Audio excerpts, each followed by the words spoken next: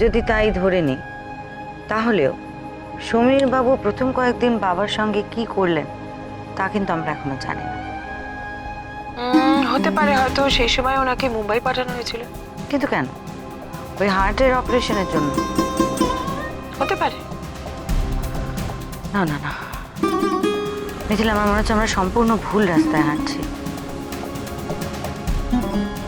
একটু ভেবে দেখো তো, সমীর বাবুর যদি সত্যি নিজের বাবাকে খুন করার ছিল, তাহলে আর মুম্বাই পাঠানো, হার্টের সার্জারি, এসব কেন?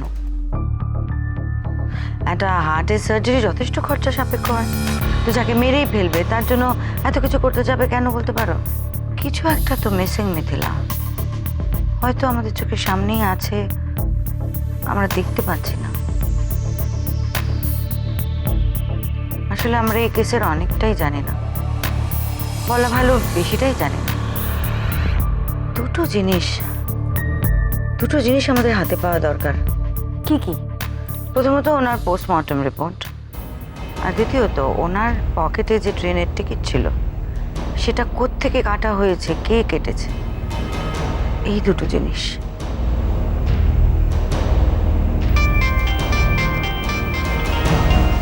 হ্যাঁ, সে কি একা? বসাও, আমি আসছি।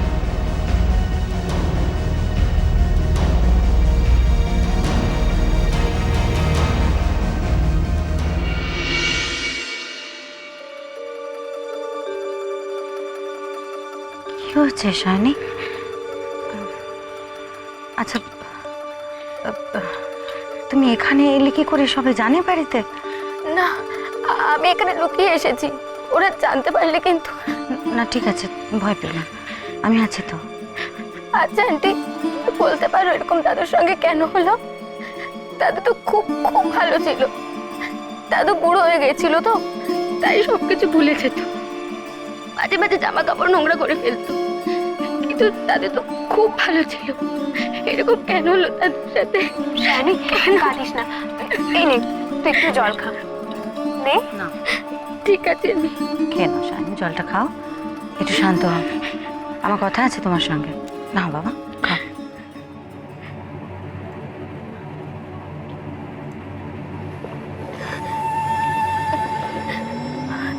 বলো কি কথা? আমি ঠিক আছি। আচ্ছা শাইনি, তোমার দাদুর এই ভুলে যাওয়ার রোগটা, এটা কি অনেক দিন থেকে? না, 4 ইয়ার্স আগে থেকে। আমি তখন ক্লাস 6-এ পড়ি। আচ্ছা, 4 বছর আগে তোমরা কোনো ডাক্তার? না, আসলে একদিন দাদু আমাদের সাথে বসে দুপুরে খেলো। কিছুক্ষণ পরে এসে মাকে কি যে বললো, খেতে দাও, সকাল থেকে কিছু খাইনি, খুব খিদে পেয়েছে, সেই ফার্স্ট। আর তারপর থেকে এই ধরনের ঘটনা নিয়মিত ঘটা শুরু করলো, তাই তো? হ্যাঁ, দাদু তো খেয়ে উঠে বলতো খাইনি, রাস্তায় বেরোলে বাড়ি আসার রাস্তা ভুলে যেত। এর জন্য আশেপাশের বাড়ির কাকুরা অনেক ঝামেলা করেছে আমাদের বাড়ির সঙ্গে। কেন? ওই যে দাদু ভুল করে ওদের বাড়িতে ঢুকে যেত, ওরা তো আর জানতো না যে দাদুর শরীরটা খারাপ, রাগারাগি করতো, তাড়িয়ে দিত। কিন্তু আমাদের পাড়ার ফুচকাওয়ালা, ফলওয়ালা, ওরা সবাই খুব ভালোবাসতো আমার দাদুকে, ওরাই বাড়ি পৌঁছে দিয়ে যেত। তাই প্রতিবেশীদের ঝামেলা এসব নিশ্চয়ই তোমার মাকেই সামলাতে হতো। হ্যাঁ, মা এগুলো একদম পছন্দ করতো না, তাই বাবা আসার সঙ্গে সঙ্গে শুরু করে দিত, দাদুর নামে যা পারতো তাই বলতো। মা খুব রেগে যেত দাদু বিছানা নোংরা করে ফেললে।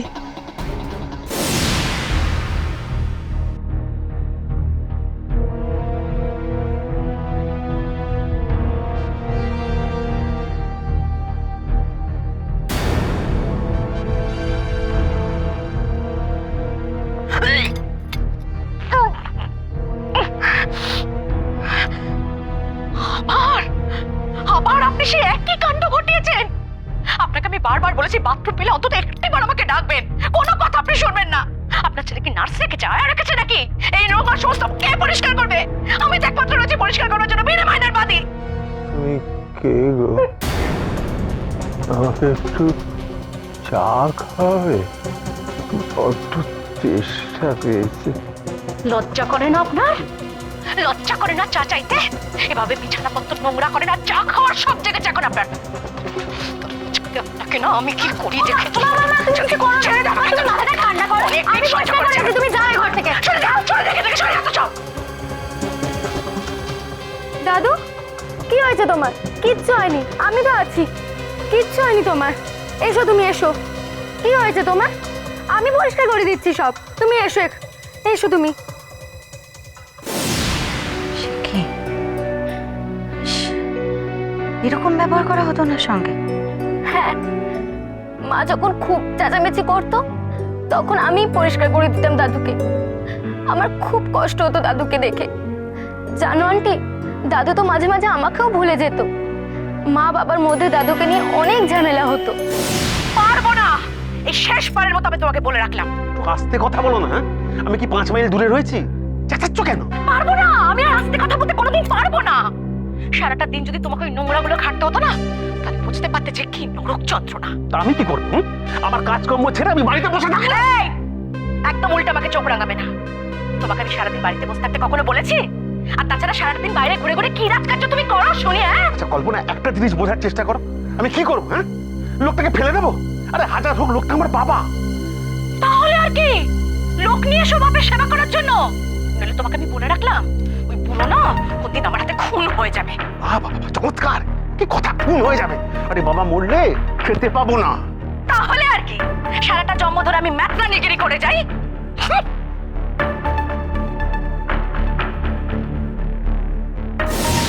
কি বললে? কি বলতো তোমার বাবা? তোমার দাদু মারা গেলে তোমরা খেতে পারবে না কেন? মানে তোমার দাদুর কি অনেক টাকা পয়সা? আমি সেসব জানি না, কিন্তু ওটা দাদুর বাড়ি এটুকু জানি।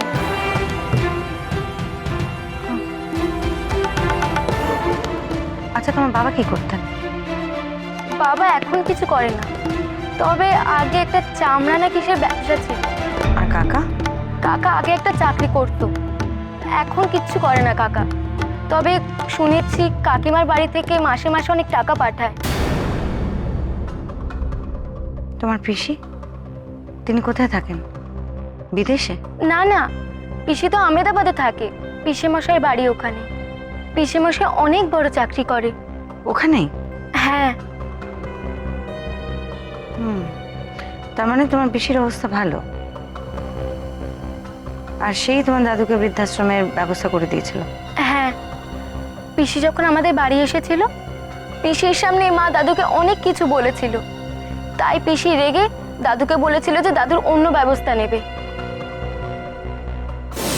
দেখ দাদা, বৌদি কিন্তু বাবার সাথে এভাবে কথা বলতে পারে না। মানছি বাবার বয়স হয়েছে, বাবা আজকাল সবকিছু ভুলে যায়,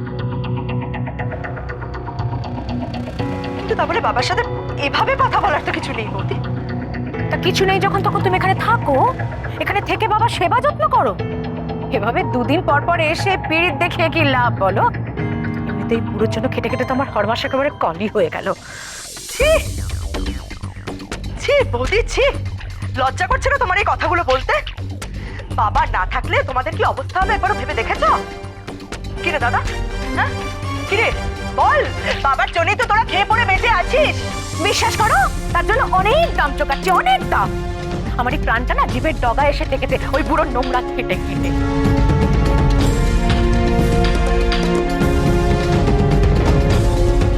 বেশ, আজকে থেকে তাহলে বাবার জন্য তোমাদের কোনো দামই চোকাতে হবে না।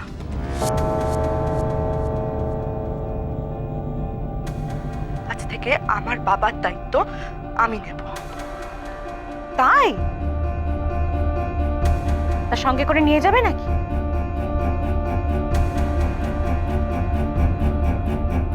কি করব সেটা আমাকেই ভাবতে দাও। তারপরেই তোমার পিসি তোমার দাদুকে ওল্ড এজ হোমে ভর্তি করে দিয়ে আসেন?